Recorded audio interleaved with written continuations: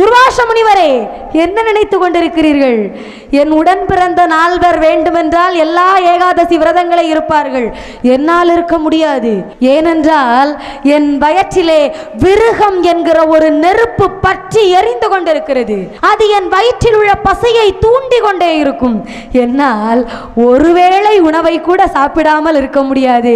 மாதம் 2 நாள் பட்டினி இருந்து விரதம் இருக்க சொன்னால் நான் எப்படி இருப்பேன் என்று கேட்டார். அப்போதுதான் துர்வாச முனிவர் சொன்னார், பீமா, உனக்காகவே ஒரு விரதம் இருக்கிறது. ஒரு ஆண்டில் வரக்கூடிய 24 ஏகாதசி விரதத்தையும் இருக்க வேண்டாம். ஆண்டுக்கு ஒரே ஒரு முறை வரக்கூடிய நிர்ஜலா ஏகாதசி விரதத்தை இரு.